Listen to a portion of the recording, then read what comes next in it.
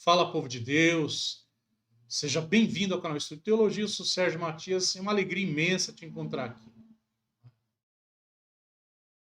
Nesta aula, nós vamos refletir um pouco a respeito da missão de Maria. Nós estamos vivendo o mês de maio, mês que a igreja dedica a Nossa Senhora. E nada melhor do que refletir a respeito da missão de Maria a partir da visão dos cristãos dos primeiros séculos, não é? Aqui nós vamos fazer uma leitura da época patrística, que os primeiros cristãos, o que os padres da igreja, não é, refletiam a respeito da missão da Virgem Maria. E é isso que nós vamos falar logo depois da vinheta. Confira aí.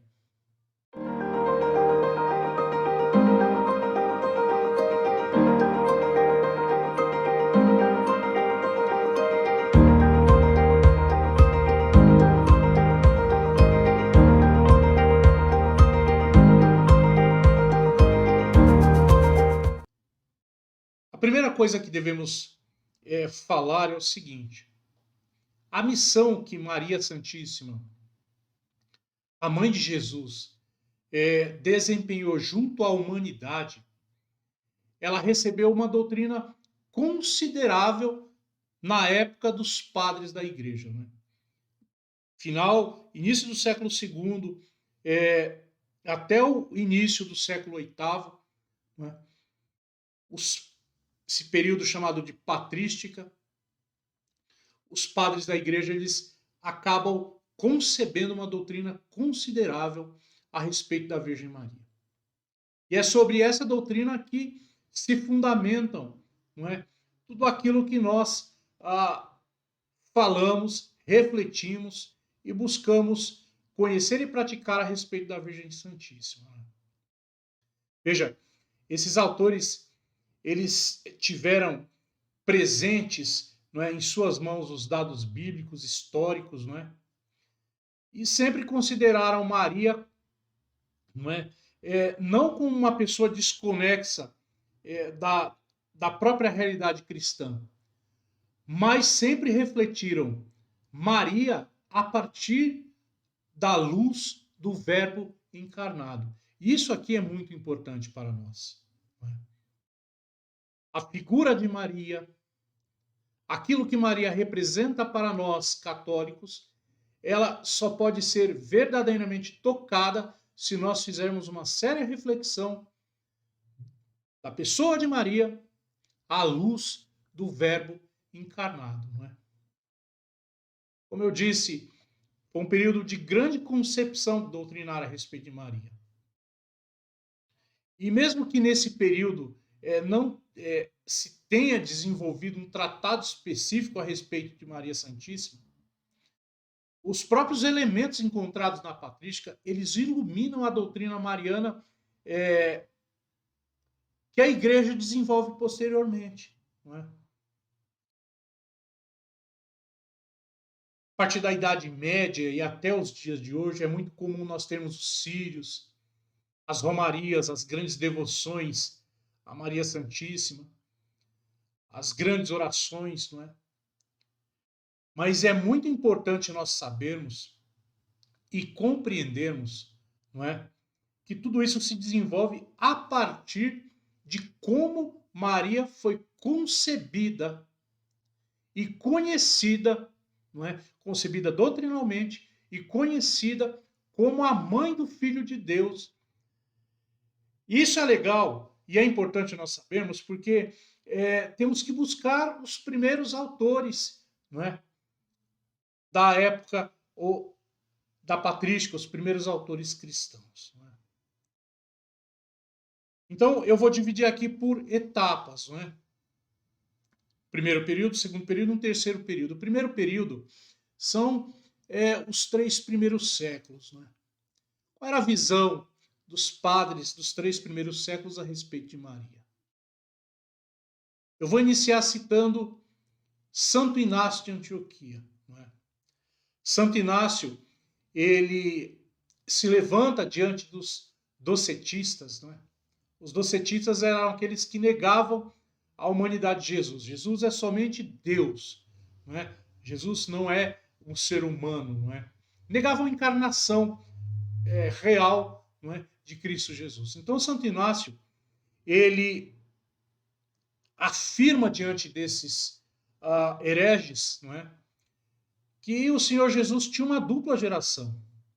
A geração eterna e a geração na carne, a geração terrena, né, temporal, que acontece através de Maria Santíssima. Né? E Jesus Cristo é o mesmo verbo eterno de Deus, não é? A mesma palavra eterna do Pai. Junto a isso nós temos, por exemplo, São Justino de Roma, não é? Que trazendo um paralelo com os escritos de São Paulo, que dizem ali a respeito do Cristo, o novo Adão, não é? Traça um paralelo e um contraponto, não é? De Maria sendo a nova Eva. Não é? Por exemplo, na obra Diálogo com Trifão, ali final do primeiro século, início do segundo século, né? Ele afirma que, de fato, quando ainda era virgem e incorrupta, não é? Eva, ela concebe a palavra, ela concebe a partir da palavra que a serpente lhe traz, não é? Um ato de desobediência e morte. E diz que a Virgem Maria, não é? Concebendo na fé e na alegria, quando o anjo Gabriel lhe traz a boa notícia, a palavra de que o Espírito viria sobre ela e que a força do Altíssimo a encobriria com sua sombra, não é? E que, através do seu seio, aquele que nasceria dela seria santo, seria o Filho de Deus. Maria se torna um instrumento de obediência e graça e salvação de Deus, não é? Ela se torna um instrumento para a presença do Salvador no seio da humanidade para trazer a redenção a cada um de nós. Não é? Então, São Justino ele acaba trazendo, não é, esse pensamento a partir dos escritos de Paulo. Né? Ele faz esse contraponto aí Cristo Adão e Cristo Eva. Não é? Também é desse período que nós temos Orígenes, não é? Um grande autor cristão que viveu em Alexandria. Depois, mais tarde, ele se muda para a Palestina. Não é? É dele, por exemplo, que, segundo os historiadores mais antigos, nasce o termo Theotokos, não é? Aplicado a Maria, mãe de Deus. Não é?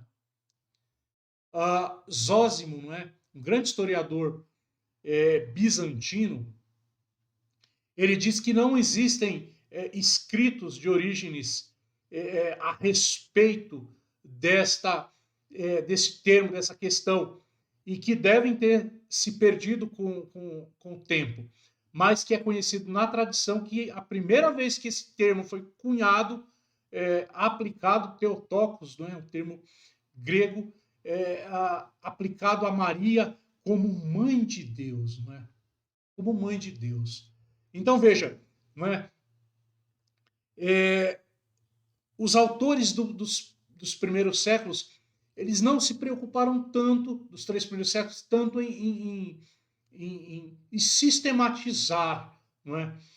Os estudos sobre Maria, mãe de Jesus. Mas eles expõem, não é? A partir da sua visão, aquilo que eles têm como experiência de Cristo, não é? Encarnado pelo seio da Virgem. Não é? E aí vai trazer essa questão contra os docetistas, dizendo, não, ele se encarnou verdadeiramente. E Maria foi mãe, não é, do Cristo encarnado, com as duas naturezas, divina, humana, a palavra eterna de Deus se encarnou. Não é? O outro vai dizer, como São Justino de Roma, não é?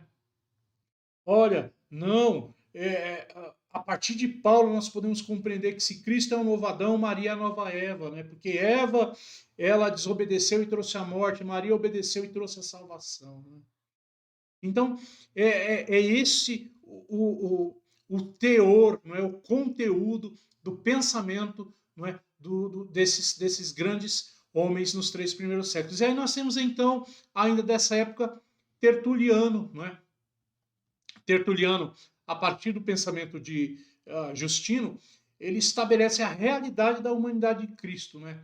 Realçando o fator de que o Senhor Jesus possui um corpo celeste, mas num corpo verdadeiramente nascido da mesma substância da Virgem Maria. E aí ele volta, a partir desse pensamento, a afirmar essa questão de Eva desobediente, de Maria obediente. É também Tertuliano que começa a exprimir a questão da virgindade perpétua de Nossa Senhora, não é? Porque ele também se levanta contra os docetistas, né, que negavam que Jesus tinha um corpo verdadeiramente humano, né, e que a sua concepção, seu nascimento era algo puramente aparente, não é? Então, é dentro desse pensamento que se movem ali os padres nos 3 primeiros séculos. Entre os séculos IV e V, não é? A coisa fica mais sistematizada. Por quê? Porque no século IV nós temos o problema da doutrina ariana, não é? Que negava a divindade de Cristo Jesus. Olha, se nos 3 primeiros séculos o grande fator era a heresia de negar a humanidade, agora é a divindade de Jesus que é negada através de Ario e seus discípulos, né? A chamada heresia ariana, não é? Então, nesse período, era preciso reforçar a pessoa na sua total unidade com o Pai, gerado desde sempre, né, por ele, e por isso é Deus como o Pai é Deus. Era necessário sistematizar esse pensamento e essa realidade, não é? É o chamado tempo, não é, da cristologia ligado à soteriologia, ou seja, a doutrina da salvação da humanidade por Jesus Cristo. Era uma crise muito grande de pensamento. E aí, nós temos, nesse período, o Concílio de Nicéia, no ano de 325. A primeira fala do concílio é afirmar que o Filho é consubstancial ao Pai, que ele tem a mesma substância do Pai, não é? Que ele é gerado pelo Pai, não criado. Não é? Como ele é Deus, não é? É o redentor da humanidade e de cada uma das pessoas humanas, não é? Então, é preciso também afirmar, através de uma sistematização da Mariologia, não é? Essas verdades. Perceba, toda vez que tratamos de Maria Santíssima, é por conta de Cristo Jesus, não por conta dela em si mesma. Não é? É nesse período que começa, então, a ser bem desenvolvida essa questão mariológica, não é? Principalmente em relação aos séculos anteriores, porque realçava-se aqui, então, a doutrina de que o Verbo feito carne tornou-se igual a nós em tudo, menos no pecado, e em que Maria, o mistério da encarnação, gerou uma humanidade nova, uma humanidade livre da corrupção do pecado a partir de Jesus, o seu Filho, aquele que nasceu do seu ventre. Não é? Então é nesse período, por exemplo, que nós temos grandes autores como Santo Atanásio, não é? Que dizia que o Verbo de Deus feito carne era Deus e que havia nascido do seio virginal de Maria. Não é? Temos também São Gregório de Nazianzeno, não é? No qual o termo Theotokos tornou-se uma pedra de ortodoxia. A partir dali, nascia todo o pensamento a respeito de Cristo. Veja, a mãe de Deus, Theotokos, não era algo de si mesmo, mas para refletir, não é, aquilo que verdadeiramente Cristo era. Não é? São Gregório dizia que se qualquer pessoa não admitisse que a bem-aventurada Maria Santíssima é a mãe de Deus, não é? Essa pessoa está separando Cristo Jesus da divindade. E se alguém pretende dizer que o Cristo não nasceu através da Virgem, é ateu, porque não manifesta a fé no Filho de Deus encarnado. Olha que coisa, né? Eram ensinamentos diretos, não é? São Gregório, ele considera o dogma da maternidade divina de Maria como o eixo da doutrina da Igreja sobre Cristo e a sua salvação. Não é? Perceba, tudo está ligado a Cristo Jesus, mas tudo está no seu lugar. Não é? Então, São Gregório é bem direto. Não é? Quem não admite que a Virgem bem-aventurada é mãe de Deus, não está com Deus. Não é? E se alguém dizer que o Cristo não nasceu através da Virgem, é ateu, porque não acredita, não manifesta a fé no Filho de Deus que se encarnou. Não é? E para ele, então, todo dogma, todo o pensamento, não é, sobre Cristo e a salvação da humanidade gira sobre o dogma de Maria como mãe de Deus, a maternidade divina de Maria. Né? A igreja nasce e perdura através dos tempos a partir desse eixo, porque é uma verdade, não é? Que não pode ser desligada com o risco de não acreditarmos em Cristo como Deus e o risco de não termos fé que Cristo verdadeiramente salva, né? Que Cristo verdadeiramente age, né? Para a salvação da humanidade. Né? Também nós temos outro Gregório aqui nesse período, né? Outro grande Gregório, São Gregório de Nissa, né? Que teve um problema sério com o Apolinário de Laodiceia. Não é? Apolinário de Laodiceia, ele negava que Jesus tinha ou tivesse uma alma racional. Não é? Percebe a quantidade de problemas, não é? Nesses primeiros séculos, tudo a respeito de Cristo Jesus, que precisa ser combatido a partir do entendimento que Maria é verdadeiramente mãe de Deus, né? Mãe do Filho de Deus encarnado. Então, São Gregório ele acaba defendendo o caráter completo da humanidade de Cristo. Né? São Gregório diz que ele tinha uma alma e uma vontade livre. Né? Cristo era livre para fazer as suas escolhas. Né? E que o Filho de Deus formou para si uma natureza humana pela carne da Virgem Maria. E por isso nós devemos chamá-la de Mãe de Deus. E não só mãe do homem, porque não estão separados as suas naturezas. Né?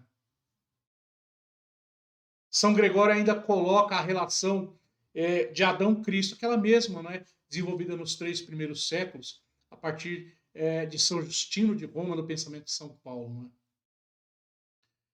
Ele diz que o primeiro Adão, ele cai pelo pecado, mas o segundo Adão reergueu o homem, não é?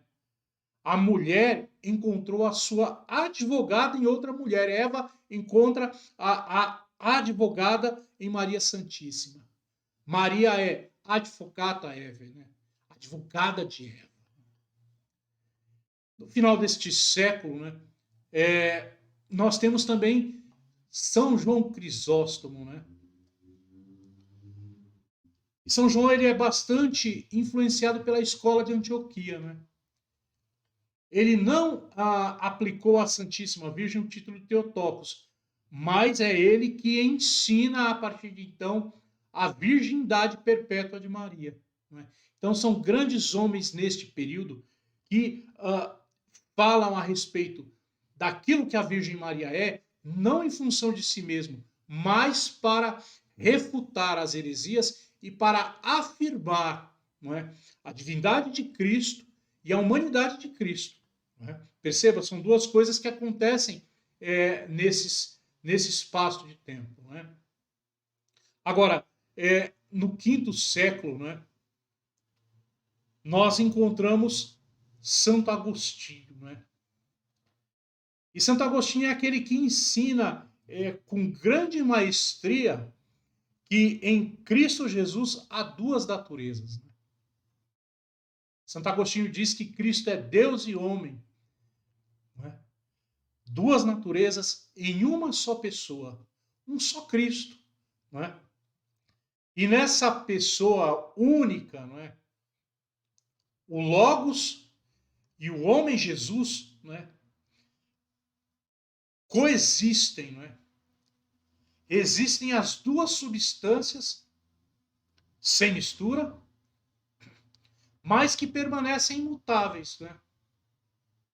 E mesmo na sua natureza humana, Jesus era filho de Deus por natureza, e não seu filho adotivo. Jesus tem a mesma natureza do Pai.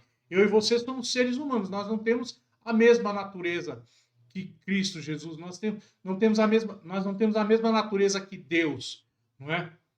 Deus é Deus, nós somos seres humanos. Não é? Mas Cristo tinha a mesma natureza do Pai. Não é? Cristo não era filho adotivo, era filho do Pai porque tinha a mesma natureza. Nós somos filhos adotivos, né? Em Cristo nós somos adotados pelo Pai. A nossa natureza é elevada, né? Então, Santo Agostinho ainda ensina a virgindade perpétua de Maria, não é? E também fala da sua isenção com relação ao pecado original. A Imaculada Conceição e a virgindade perpétua presentes aqui nas falas de Santo Agostinho. Né? E aí nós ainda temos a grande figura de São Leão Magno, né? O Papa, o grande Papa que governou a Igreja dos anos de 440 a 460 ali, 461, 462, dependendo do historiador. Né?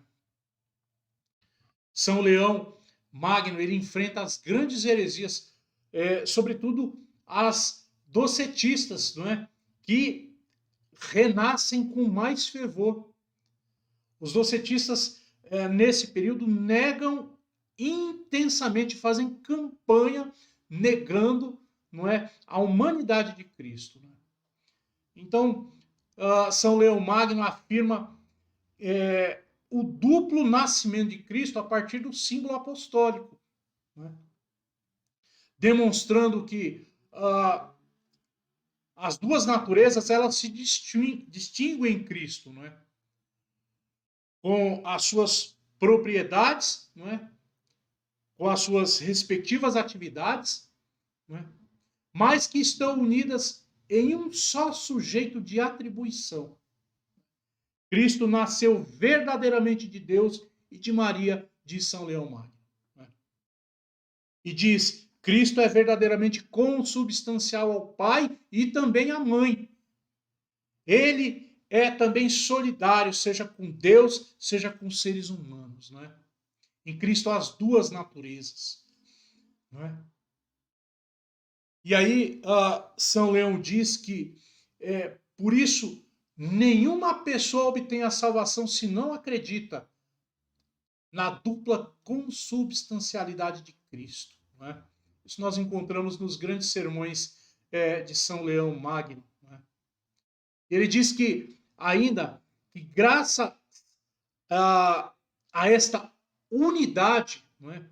Cristo permaneceu obediente até a morte e santificou-se livremente pelo gênero humano e se tornou modelo, não é, primeiro da nossa ressurreição. Mas como o problema pouco é bobagem, não é? No século V, nós ainda temos a questão de Nestório, não é? Nestório era patriarca de Constantinopla, não é? E a sua cristologia profundamente antioquina, não é? Ela tinha influências de Teodoro, não é? E qual eram essas influências? Né?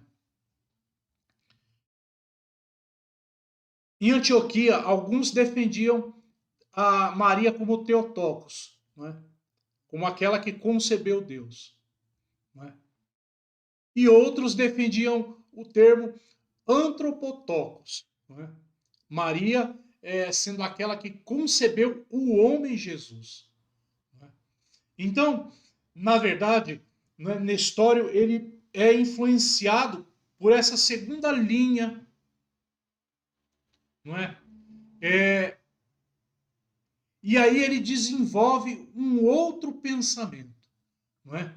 Nem Theotokos, nem Antropotokos. Né? Nestório diz que Maria é Christotokos, aquela que concebeu Cristo. Porque ele achava que essa definição era mais correta e que eliminaria as outras duas, não trazendo nenhum tipo de problemas. Né? Olha que coisa, né? Mas veja,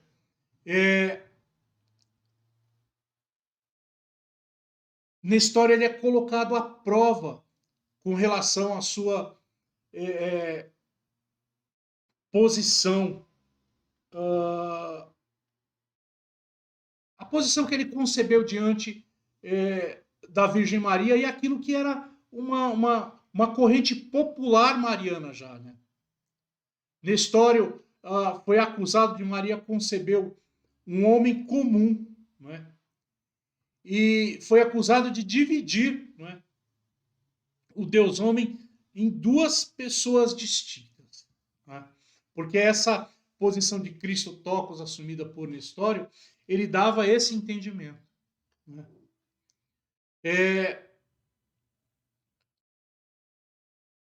Então isso foi algo muito grave e que foi combatido ali. Né? Ainda durante as suas proposições ali, Nestório ele acaba recusando, né, essas acusações, dizendo que isso não é verdade. Né? Tem um livro dele, um livro descoberto, né, muito tempo atrás, chamado Heráclide, que foi escrito uns 20 anos depois desse fato, dessa controvérsia, quando Nestório já estava exilado, não é? Onde ele escreve que ele estava profundamente satisfeito pela cristologia então aplicada por São Leão Magno, não é? E que a cristologia assumida no Concílio de Calcedônia no ano de 451 era correta, não é? Que dizia que Cristo tinha duas naturezas numa única pessoa. Então, Nestório ele acaba reconhecendo, lá no exílio, nos seus escritos, que as posições da igreja, através do Papa São Leão Magno, estavam corretas e que ele mesmo estava errado em assumir ou criar uma nova terminologia a respeito de Maria e que essa terminologia iria causar um problema tão grande de dúvidas, onde duas pessoas, duas naturezas ou duas pessoas ali existiam de forma separada a partir do seu entendimento. Né? Um grande combatente de Nestório nesse tempo foi São Cirilo. Né? São Cirilo ele reafirma a verdade de fé de que Maria é mãe de Deus pela encarnação do Filho de Deus. Né? São Cirilo ele considerava a encarnação do Verbo Divino, que vivia sobre a terra como o verdadeiro homem, né? Mas ele tinha esta visão a partir de um ponto de vista da própria soteriologia, né? Que é a salvação. Né? O Senhor da história, para ele, é Deus. Né? E esse mesmo Deus, ele veio em carne humana, que viveu, morreu e ressuscitou pelos homens. Né? Ele diz, olha, pensando assim como os demais, né, o título Theotokos tem todo sentido. Né? E Nestório não pode recusar isso. Né? O verbo, né, para São Cirilo, reafirmando outros grandes defensores da cristologia dos primeiros séculos, diz que o verbo de Deus, não é? Que o Verbo era filho de Deus por natureza, mas que também era filho de Maria, no momento em que Maria o gerou para a humanidade, para a vida humana. Não é? Então, são esses os pontos de vistas, não é? A partir dos grandes autores destes primeiros séculos. Não é? Ainda em 431, houve ali o concílio de Éfeso, não é? E nesse concílio define-se que Maria é a mãe de Deus, não é? Não pelo fato de que Deus tem uma mãe, claro que não, né? Deus é eterno, mas porque o Verbo encarnado, não é? Pelo seio da Virgem Maria, é filho de Deus. Maria carrega esse título, não é? Porque a igreja reconheceu, não é? Durante todo o tempo, devido à doutrina da salvação trazida por Cristo, né, essa verdade do Pai, não é? Que Cristo foi enviado para a humanidade. E para concluir esse assunto, que é riquíssimo, não dá para ser tratado aqui em apenas uma aula, depois eu vou deixar na descrição um link do nosso curso completo sobre patrística, também sobre Mariologia, para que você possa ali procurar, se matricular e fazer com um conteúdo amplo, não é? Onde nós tratamos diversos aspectos, diversos pontos, para que você possa se enriquecer. Eu quero concluir aqui dizendo que a doutrina mariana ela acaba se desenvolvendo a partir dos primeiros séculos, né, com os padres da igreja, devido à grande aceitação que todos tinham, né, de que Maria tinha um papel fundamental no plano da salvação humana. Esse plano que, claro, era realizado por Deus, né, ao enviar seu filho a este mundo, não é? E o seu filho acaba nascendo de uma mulher.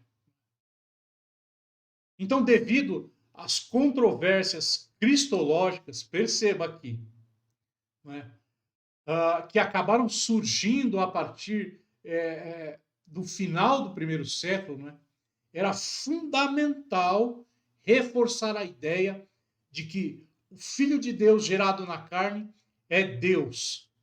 E por isso Maria carrega, não é, o título de Maria, não é, ou Mãe de Deus. Maria, Mãe de Deus ou Mãe de Deus. Para nós isso é muito importante, porque Maria está presente na vida de todo o povo de Deus. Né? Não porque ela é uma pessoa simplesmente singular, mas porque a sua vida, o seu mistério, o seu ministério está ligado a Jesus Cristo. Maria é a primeira discípula e missionária de Nosso Senhor. Veja, a homenagem que é dada a Nossa Senhora, a Maria Santíssima, Maria Mãe de Deus, não é uma homenagem de adoração. É uma homenagem de honra, de veneração. Porque Maria é uma criatura privilegiada por Deus. Maria nasce sem o pecado original. Maria gera na carne o Filho de Deus sem o pecado. Maria sempre nos leva a Jesus. Todos os problemas discutidos nos 5 primeiros séculos foram a respeito de Jesus. E para enfatizar as verdades cristológicas, tinha que tocar em Maria. Percebe? Cristo é o centro de tudo. Maria sempre nos leva a Jesus. Maria sempre nos coloca diante do seu Filho. Por isso é necessário para todos nós, cristãos, suplicarmos as graças necessárias para viver um seguimento real e profundo a Jesus Cristo e a alegria de nós o testemunharmos para os outros. Nós encontramos o Senhor, não é? Então veja, a doutrina mariana na patrística, ela influencia toda a mariologia que seguem os tempos e os séculos na igreja, né? De modo que nós compreendemos que Maria deve nos ajudar a viver no momento atual o amor a Deus e o amor ao próximo, não é? Como nós amamos a nós mesmos. E esse é o mandamento verdadeiro que Cristo nos deixou, não é? Deixou para nós discípulos e discípulas, seus missionários e suas missionárias. Tá certo? Olha, foi muito bom ter a sua companhia. Foi maravilhoso. E eu quero pedir a você que para que nossas aulas elas tenham uma frequência maior, elas alcancem um público maior, você deixa o seu like. É muito importante. É muito importante. Se você ainda não é inscrito, inscreva-se para que você seja notificado todas as vezes que nós postarmos uma nova aula em nosso canal. É isso, meus queridos irmãos. Comente, deixe sua pergunta, nós responderemos com toda a alegria, tá bom? Que Deus te abençoe em nome de Jesus. E nós nos encontramos em breve. Até mais.